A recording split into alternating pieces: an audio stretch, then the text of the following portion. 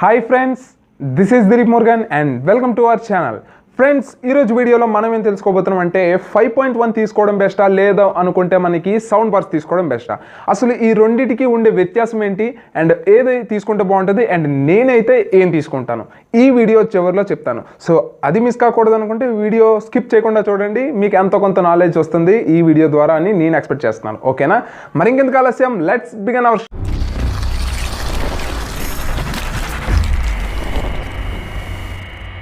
మనం 5.1 కావచ్చు లేదా మనకి సౌండ్ బార్స్ కావచ్చు, ఈ రెండింటికి పెద్ద తేడా ఏం లేదు. కాకపోతే ఏంటి అని అంటే మీకు స్పీకర్స్ అండ్ సరౌండ్ ఈ రెండు క్వాలిటీస్ అనేవి తేడా వస్తాయి. ఏంటి అని అంటే ఫస్ట్ ఆఫ్ ఆల్ మనం చూసుకోవాల్సిన స్పెక్స్ చూద్దాం. అసలు మనం తీసుకోవాలి అని అంటే మనం కొన్ని ఆస్పెక్ట్స్ కంపేర్ చేస్తాం కదా, ఆ ఆస్పెక్ట్స్లో ఏది తీసుకోవడం బెస్టో కూడా నేను ఇప్పుడు చెప్తాను. సో మనకి ఫస్ట్ ఆస్పెక్ట్ వచ్చేసరికి కాస్ట్ ఎఫిషియెంట్. ఇప్పుడు మనకి sound bars home theatres compare చేస్తే ఏది తక్కువ ప్రైస్లో ఉంటాయి అంటే మనకి సౌండ్ బార్స్ కొంచెం తక్కువ ప్రైస్లో ఉంటాయి. అంటే నేను ఆన్ యావరేజ్గా కంపేర్ చేస్తున్నాను, సో ప్రతిదీ కంపేర్ చేస్తే ఎప్పుడు వీడియోలు చేయలేం. ఓకేనా, సో అలా నేను చెప్పేది ఏంటి అని అంటే మనకు ఒక 10,000, 12,000, 15,000లో మనకి ఒక మంచి సౌండ్ బార్స్ అనేవి లభిస్తే మార్కెట్లో. అండ్ మనకి నార్మల్గా ఏదైతే 5.1 ఉన్నాయో మీకు మంచిది కావాలి అని అంటే దాదాపుగా 15 to 20, 25, 40, 50 ఇలా పెట్టుకుంటూ వెళ్ళిపోవడమే. ఓకేనా, సో ఇవి మంచి క్వాలిటీస్ కావాలి అనుకుంటే మనకి యూబిఎల్, జేబిఎల్ కావచ్చు, లేదు అనుకుంటే మనకి బోస్ కావచ్చు, వీటిలో కూడా చాలా ఎక్కువ ప్రైసెస్ ఉన్నాయి. కాకపోతే నేను ఆన్ యావరేజ్గా ప్రతి ఒక్క బ్రాండ్ని కంపేర్ చేసి మాత్రమే చెప్పడం జరుగుతుంది. సో కాస్ట్ ఎఫిషియెంట్ మనకి ఏది హోమ్ థియేటర్ మీద కంపేర్ చేస్తే 5.1 మీద కంపేర్ చేస్తే మనకి ఇవి కాస్ట్ ఎఫిషియెంట్. అయితే ఇది ఎవరు తీసుకుంటే బాగుంటుంది అని అంటే 5.1 చూడండి, ఫిలిప్స్ ఇలాంటివి కొంటూ ఉంటారు. అంటే ఒక 6,000 రూపీస్, 7,000 రూపీస్ పెడదాం అనుకుంటారు, చూసారు కదా. సో వాళ్ళకి 5.1 కన్నా మీరు ఒక 10,000 రూపీస్ పెట్టి సౌండ్ బార్ తీసుకోవడమే చాలా ఉత్తమం. ఓకేనా, సో మరి ఏ హోమ్ థియేటర్స్ తీసుకోవాలి, ఏ సౌండ్ బార్స్ తీసుకోవాలో ఎలా తెలుస్తుంది అంటే కింద డిస్క్రిప్షన్లో లింక్స్ ఇచ్చాను. సో ఆ లింక్స్ ద్వారా మీరు ఏం కావాలనుకుంటే మీ బడ్జెట్ బట్టి మీరు ప్రిఫర్ చేసుకోండి.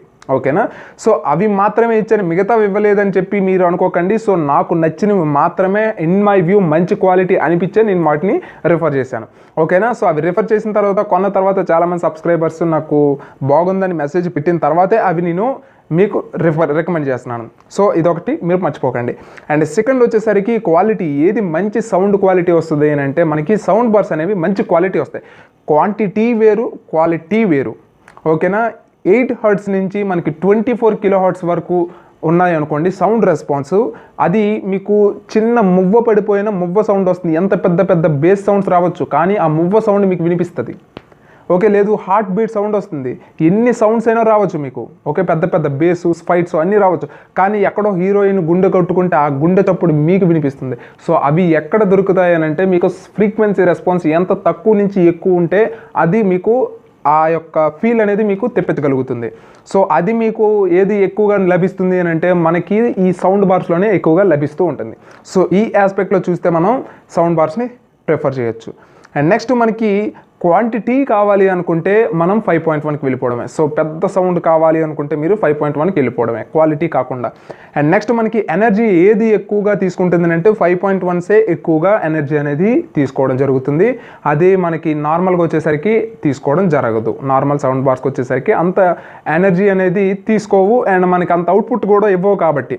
ఓకేనా, నెక్స్ట్ మనకి ఈ 5.1కి వచ్చేసరికి డివిడి సపోర్ట్తో వస్తాయి కాబట్టి మీరు డివిడీస్ ప్లే చేసుకోవచ్చు, బ్లూరే డివిడీస్ ప్లే చేసుకోవచ్చు and what extra. So HDMI connect చేసుకొని, లేదు అనుకుంటే గేమ్స్ ఆడవచ్చు, లేదనుకుంటే డిటిహెచ్ని కనెక్ట్ చేసుకోవచ్చు, ఇవన్నీ కూడా చేసుకోవచ్చు. సో సౌండ్ బార్స్ ఇవన్నీ చేసుకోకూడదు అంటే మీకు ఆప్టికల్ కేబుల్ ఒకటి, హెచ్డిఎంఐ కేబుల్ ఒకటి, ఈ రెండు మాత్రమే ఉంటాయి.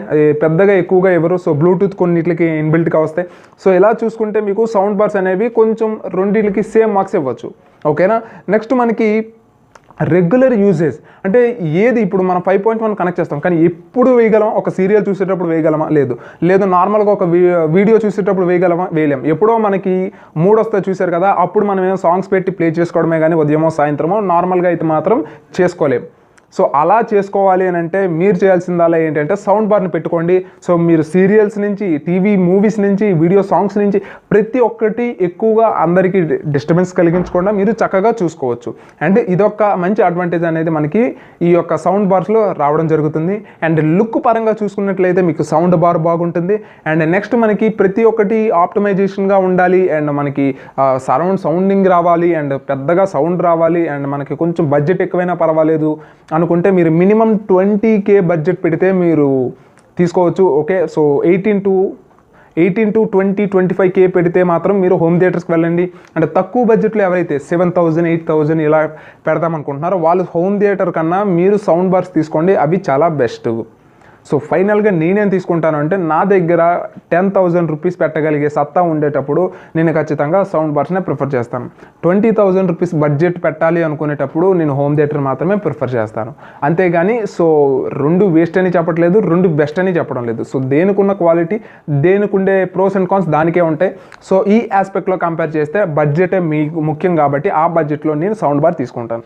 సో మీరేం తీసుకుంటారో కింద కామెంట్ సెక్షన్లో పెట్టండి. అండ్ ఈ వీడియో నచ్చితే లైక్ చేయండి, షేర్ చేయండి, సబ్స్క్రైబ్ చేసుకోవడం మర్చిపోకండి. And this is Dilip Murugan, always keep smiling, signing off, bye.